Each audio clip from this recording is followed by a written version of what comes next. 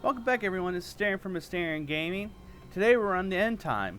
This dungeon is the first out of 3 dungeons that you can run in a row. It's part of the prelude to the Dragon Soul raid, I would say. As you can see, Nosdomu there is waiting for us.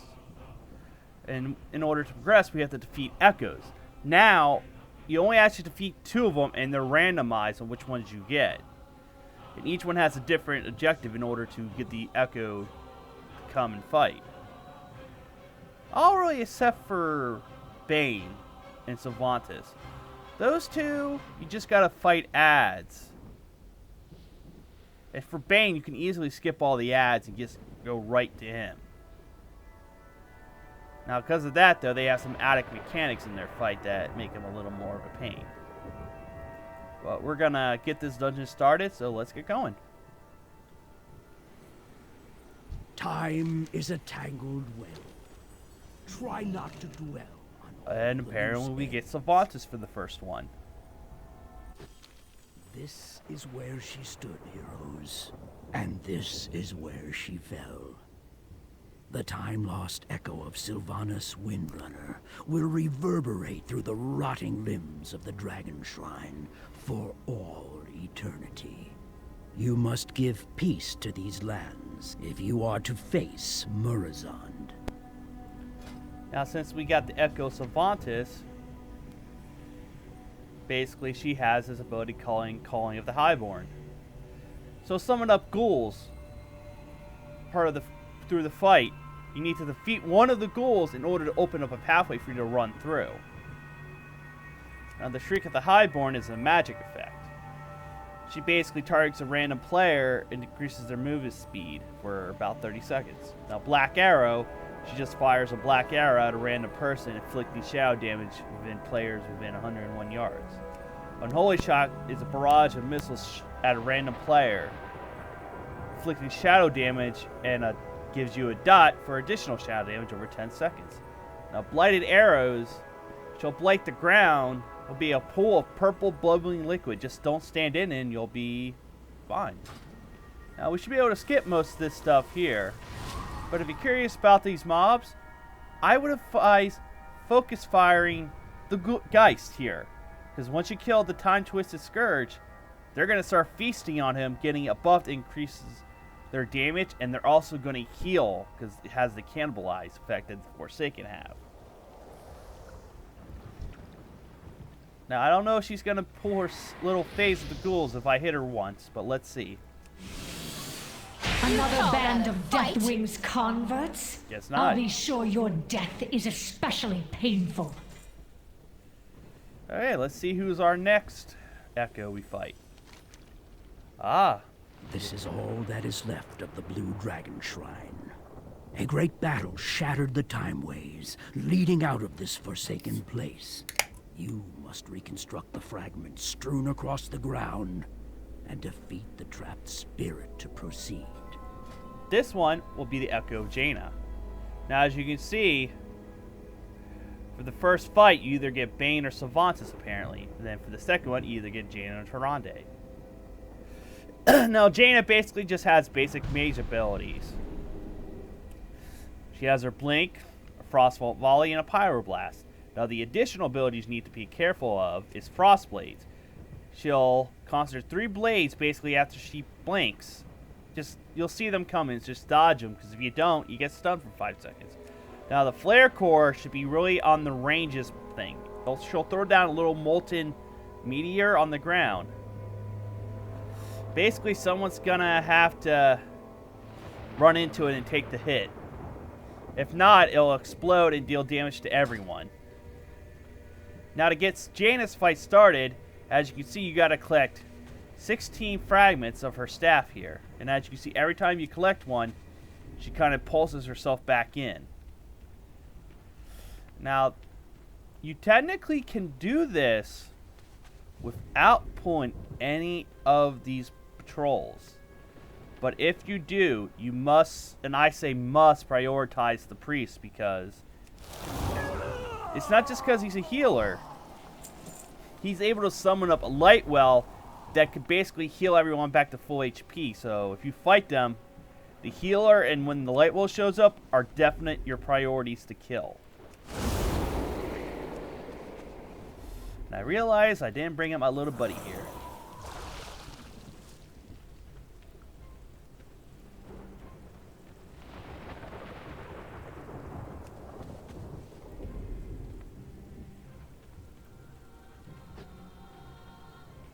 Now, to be honest, I'm hoping when we do this fight for Jaina, I want this to drop, honestly. I want her fractured staff to drop here. I can never get it to drop. And it's been years that I've been trying to get it to. You can see that the RNG is never kind to someone like me.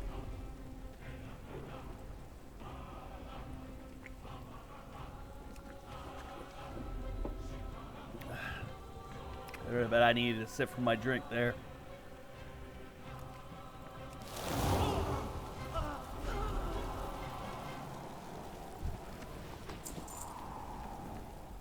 Looky, I got some cheese.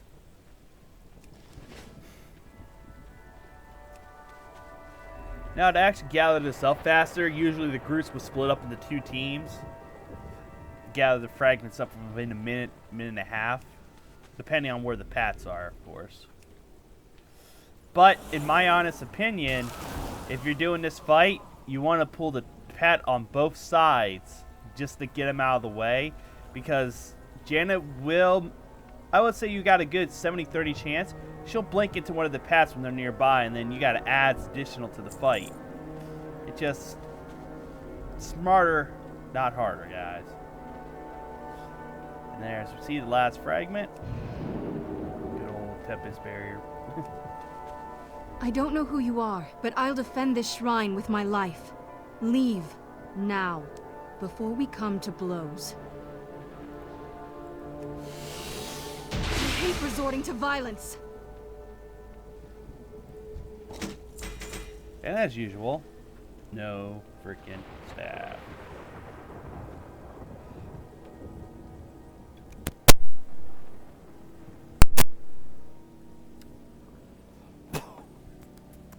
Now, I'm gonna get teleported to the last boss, which is Morazan, which is at the Bronze Dragon's fight. Now, to actually get him down here, you actually gotta take out these 2 groups. The end time. I once called this place. I had not seen by then. I did not know. You hope to what? Stop me here? Change the fate I worked so tirelessly to weave? Now, when it comes to fighting these pats here, the Warrens here will give themselves a nasty damage reduction buff, but they also can hit you heavy, too. The suppressors, you kind of want to CC, honestly, in my opinion. They can be annoying, especially with their little beam attack.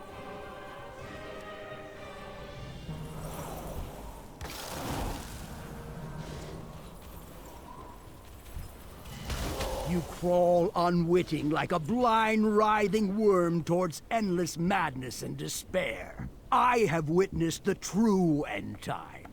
This is a blessing you simply cannot comprehend. Now, as you see, that hourglass there is going to play a part in this fight. It's called the Hourglass of Time. Now, usually you have a ranged player stand nearby it. Because over time, he's going to put some nasty debuffs on the whole party, and eventually it gets to the point where the debuffs get too powerful. Now, the Hour of Time here, the Hourglass of Time, basically, beginning of this fight, he's going to take a snapshot, and you'll see images of yourself when the cast is finished. Basically, once you click that, it rewinds time, and you teleport back to where you have. So, take advantage of that by blasting every CD you have at that time, because when the time goes back, you'll have them back on you again, most likely. At least most types of abilities. Especially Lust and Haste type abilities. They are perfect to cast just before he does the snapshot. Also, the benefit of the Hourglass here is if someone dies during the fight and the hourglass is hit, they're basically instantly resurrected because they weren't dead at the beginning of the snapshot. So basically, if you're, as long as there's one person alive that can hit that sucker there, your party will be safe. But it only has 5 charges, so you got to be smart about it. Now, Nozomu doesn't actually help you in the fight, but he gives you a blessing that increases your abilities after you use the hourglass, of course. Now, for the boss here, Temporal Blast. He inflicts damage to everyone and increases their damage taken. And it does stack. It sucks. Now, he'll be randomly launching little distortion bombs. You'll see where they are by the yellow circles on the ground.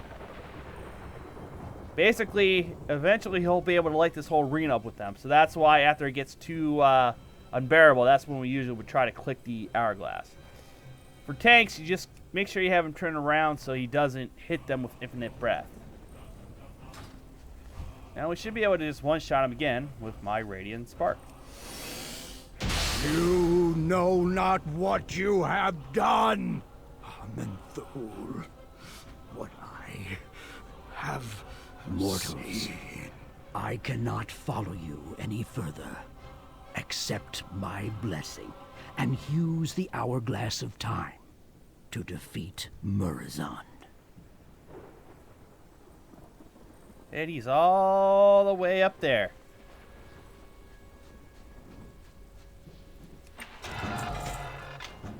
Well, guys, this is the end times. This is a statement from Saren Gaming asking you to please like and subscribe to these videos.